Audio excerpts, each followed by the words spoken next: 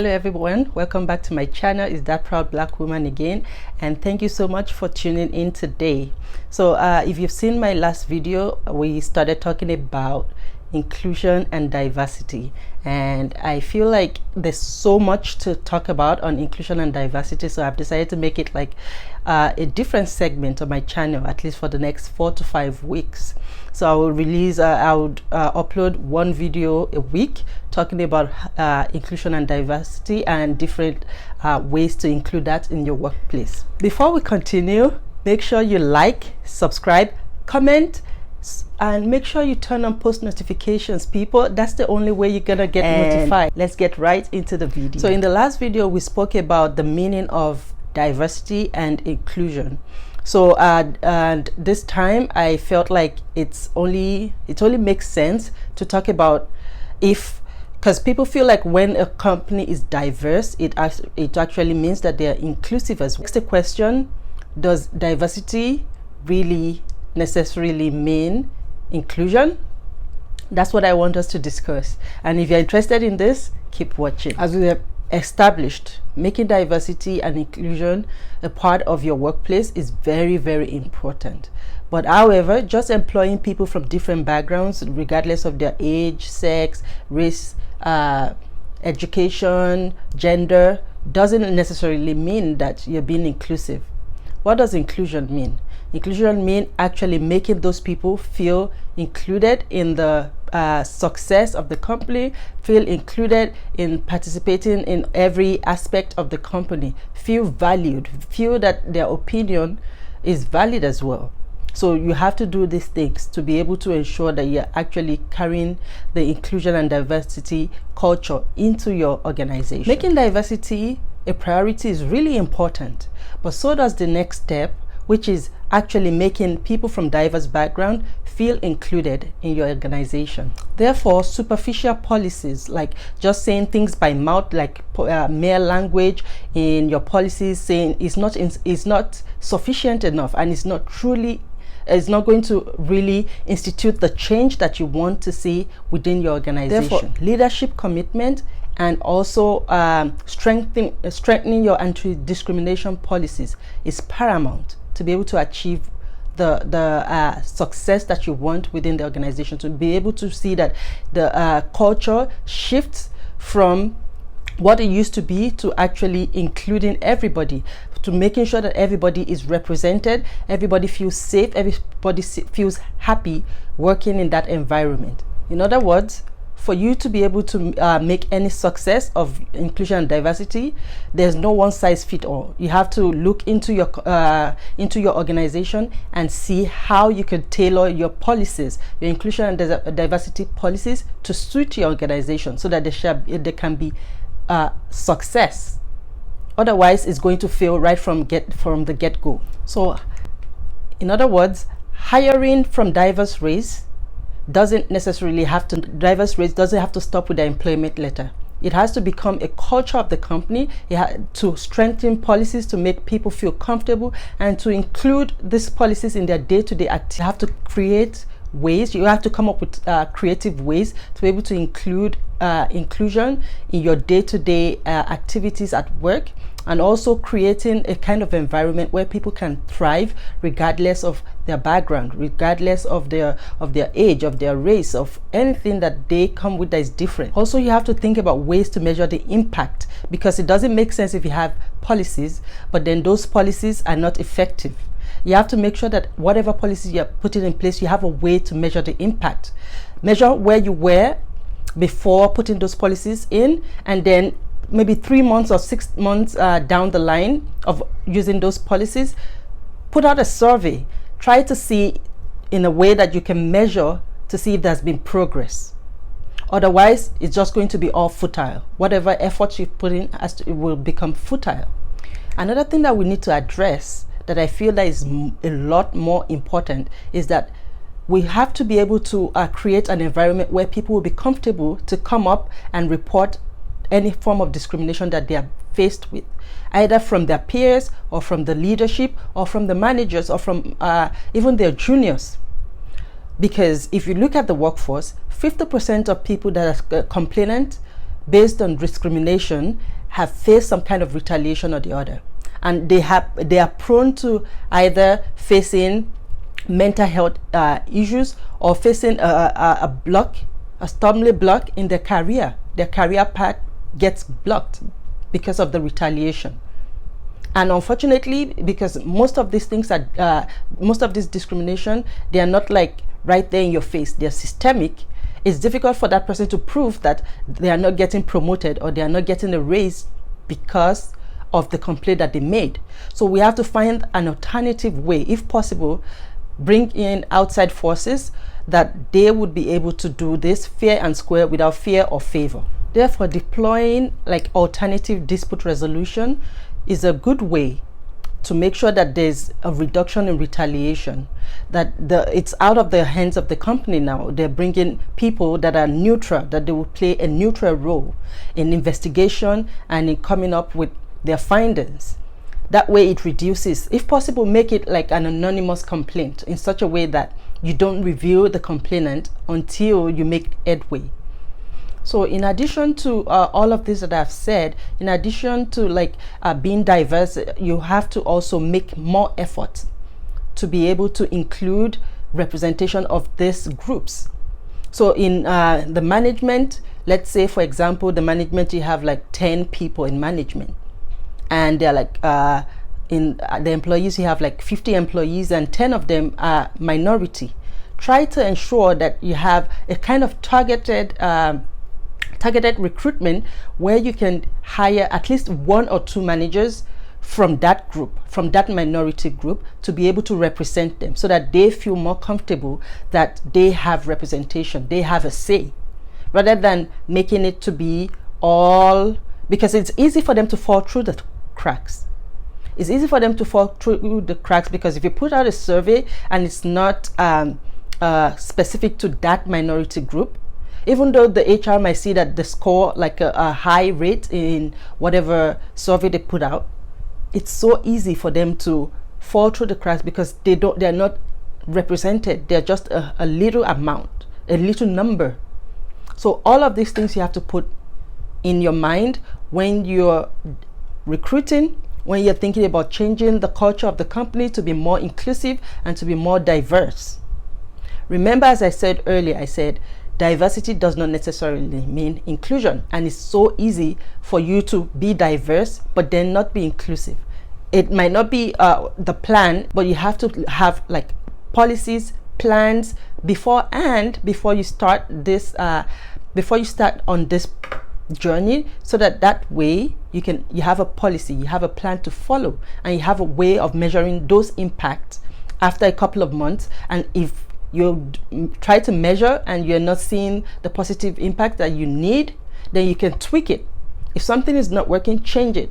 If possible, include those minority groups in an open discussion, asking them, how can we help? How can we make things better? How can we, like, what are the things that we need to do? An example is, if you're working in a place that, for example, a lot of companies don't have places for breastfeeding mothers to be able to pump breast milk. So in such situations, if let's say you find out that 2 people got pregnant this year, another 2 people get pregnant next year, it's something to think about. That, well, we have like the age range of people from 20 to maybe 40, and they're still in childbearing age. So in such situations, make provision for a nursing room where they can have like a good fridge to store their breast pump, a comfortable chair, TV, whatever, to make them feel comfortable, pump their breast, put it in the fridge, and on their way home they can take it with them. And this kind of place should have like a door that locks. Another thing is, if you have like Jewish people, and you know that they are Jewish people use kosher for everything, you could have like a different refrigerator for them where they can store their kosher food so that it doesn't mix up with other people's food. The same thing with if you have a high number of Muslims and they eat halal food and they don't want their food to some religious reasons why they don't want to put their food together with other people. Put a different fridge for them where they can put their food. If it's the Christmas party and you have people that are vegetarians, don't just make all your menu or your menu for the Christmas party or for the holiday party to just be all meat. Make sure that you provide for vegetarian options as well. All these little things are things that you should do, rather than, well, we already hired a Jew, we already hired a Muslim, we already hired a black person, we already hired somebody from the LGBT community. You have to think about those things that you can do to make them feel welcome, to make them feel celebrated, appreciated. Another thing to think about is the issue of retaliation. A lot of companies and a lot of people that have come up to report about discrimination have ended up being in some kind of retaliation or the other. And in such situations, they've had to suffer some kind of regression or stagnancy in their career, which in turn leads to some kind of mental depression or mental health issues. So what is the solution? How about looking into alternative resolutions where you bring in a third party to look into discrimination matters? This way, you reduce the matter of retaliation, any form of it. As well, it leads to change. So nobody is now scared to come up saying, oh, well, I was discriminated against by my peer, by my leader, by my junior, by whoever. Because at this point, they'll feel more comfortable because this third party or this other, probably like an ombudsman or some kind of alternative dispute resolution system, that it improves, like they take over everything. They take over the investigation, they take over if there's some kind of hearing, they take it over. That way it is free and fair, and it's like it erases all forms of appearance of bias or apprehension of bias. So think about that, so that people are free to come up to complain. If possible, make it anonymous. If you're complaining, make it anonymous. That way you can block every form of retaliation. And if there's any form of retaliation as well, you should be able to monitor. Because, for example, let's say I report my boss for some reason, and then one way or the other, I'm not getting promoted, and you see the way I work, and you see that I'm not getting promoted, you have to intervene. Do your investigation to see, is it because this lady had reported the discrimination? Is that why she's not being promoted? Like, these are like red lights that would make you know that something is not right. Rather than ignore, make sure that you look into situations and make sure that you have a non-retaliation policy. It's not about all talk. It has to be followed. It has to be implemented in all cases and scenarios. One other thing that I would like to talk about is about, I tend to find that in some companies, they are being diverse in their workforce. Among their employees, there's a lot of diversity. There's people from India, there's people from Africa, there's people from Europe. Like, they have like a whole lot of diverse people working for them. However, the leadership tends to be all the same group. No minority, or maybe there's only one minority whose voice is not large enough to represent those that are working, the employees that are working. So what is the solution to that? Make sure that you look at the employees. If you have, let's say, 50 employees, there are 10 people that are from minority. Try to make sure that you think about restructuring your leadership as well, so that they can have some form of representation in leadership. That is really key, because people that are going to be conducting business with you, customers that are going to be coming to transact business with you, they're not going to be looking at those working on the floor. They're going to be looking at the leadership, and that will go a long way to say volumes about your company. If they come and they see that you are very diverse and you are inclusive, not only on the employees but also on the leadership as well, it speaks volumes for you, and it will also make them to be able to transact more businesses with you, especially if people from the African community, or people from the Hispanic community, or people from the LGBTQ community, they want to transact their business. they would look at the background of every company, look at what they are doing about inclusion and diversity, and then bring their business to you. So it's a win for you as well, not just for the employees, but also for you, because you are going to grow further in your business. So it's a win-win. The employee feels comfortable, they are happy working with you, they are happy coming to work every day, you're able to retain your employee, you don't have to hire every now and then. It saves you a lot of money. It becomes an environment where people can thrive. People can thrive without thinking about discrimination, without thinking about not being inclusive, without thinking that their contribution to the company is being overlooked. So think about all these things as a HR personnel, as a company manager, as a leadership in your company. Think about having these plans, because it's with those plans that you can move forward and jump. Like, things are changing every generation. Things are beginning to change, and you don't want to be falling behind on the trend. You have to move as the company moves. You have to move as the world moves as well. So the world is moving towards inclusion and diversity. You should also make plans to move towards that. Make policies that would really showcase this new culture that you want them to have. And as I said before, it shouldn't stop from you hiring. It shouldn't stop with an employment letter. It should be an ongoing thing. It should be on a daily basis. It should be you making sure that you change the culture of the company on a daily basis until you achieve your goal. Finally, I would like to say measurement of impact is really key, because if you're not measuring the impact of the policies you've put in place, of the actions that you've been doing, you're not going to know if there's been progress. You're not going to know if something is not working for you.